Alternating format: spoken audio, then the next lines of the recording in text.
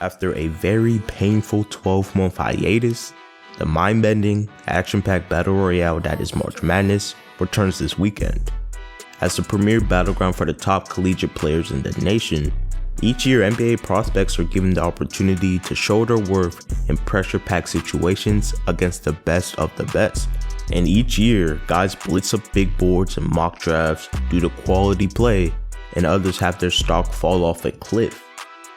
With this year's draft being hyped as one of the deepest ones in recent memory, it's going to be especially interesting to see who proves to be hidden gems and who's fool's gold.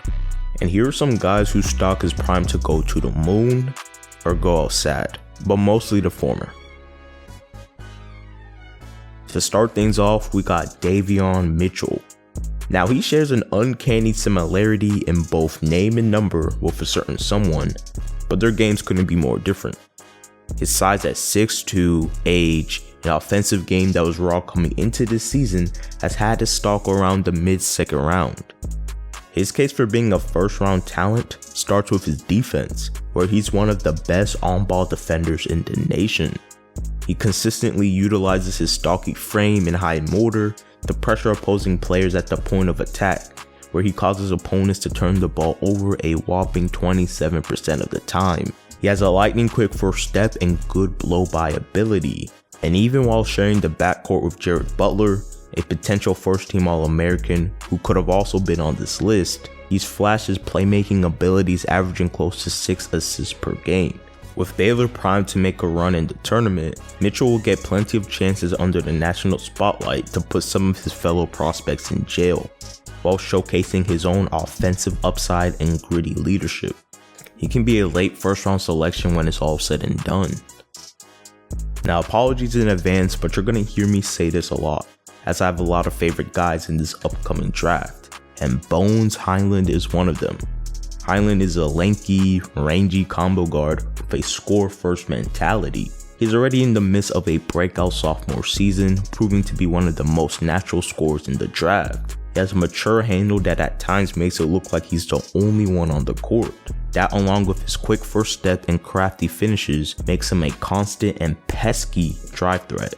And he utilizes that status to create space behind the arc and unleash one of the smoothest step back threes or jumpers in general in the nation.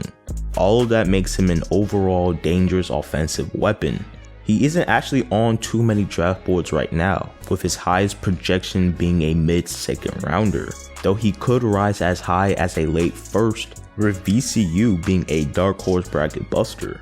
If VCU are to make a Cinderella run this year, it will be Bones cooking teams on a game-to-game basis. I'll also give a quick honorable mention here to Cam Thomas, another pure scorer who puts up big numbers effortlessly, though I don't think he could rise as high as Hyland, seeing how he's already in the early second, late first area. There's not too much more to his game that scouts aren't aware of, but he's that type of big play guy to keep an eye on.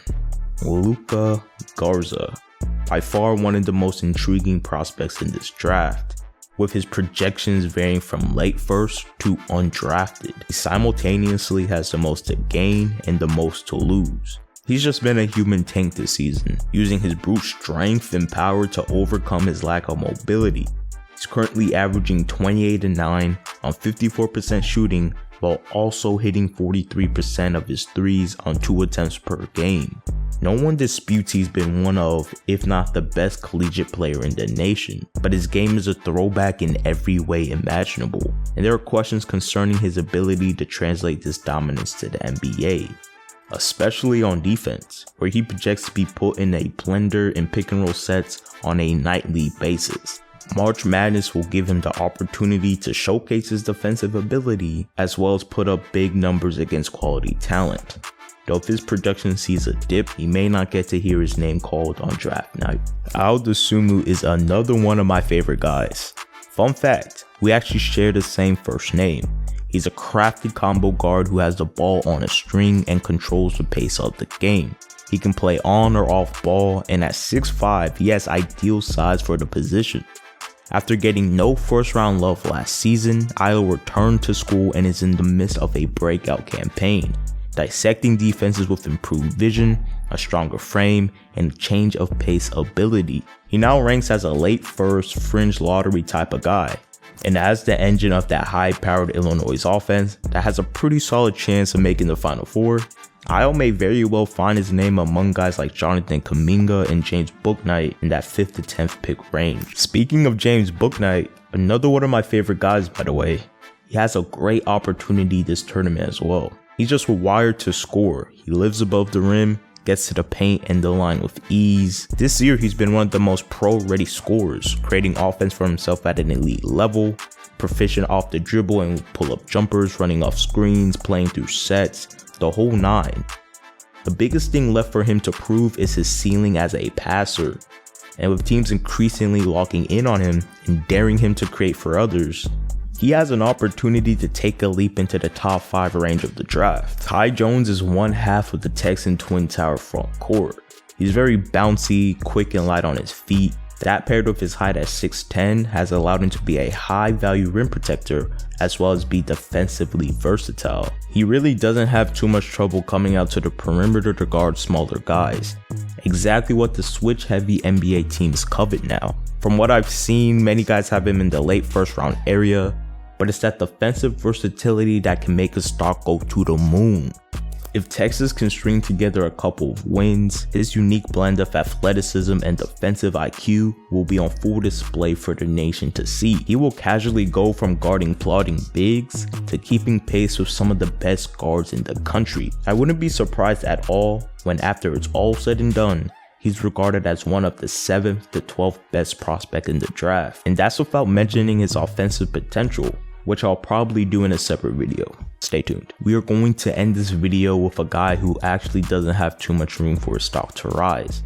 That being Jalen Suggs. For almost the entire season, Cade Cunningham has been the consensus best player in this draft. And for good reason. You just don't pass up on a 6'7" guard who can orchestrate your offense and switch 1 to 3 on defense. Suggs, who has had a monster freshman season, leading the Zags as they burn through all competition, has a real chance to blur the lines between himself and Cade, or at the very least solidify himself as the 2nd best prospect, much in the way Ja did with Zion. He's a special player in his own right, with excellent b-ball IQ, shooting touch, and athleticism. He's also a plus defender who isn't afraid to get physical in the trenches, regularly coming up with rebounds and steals.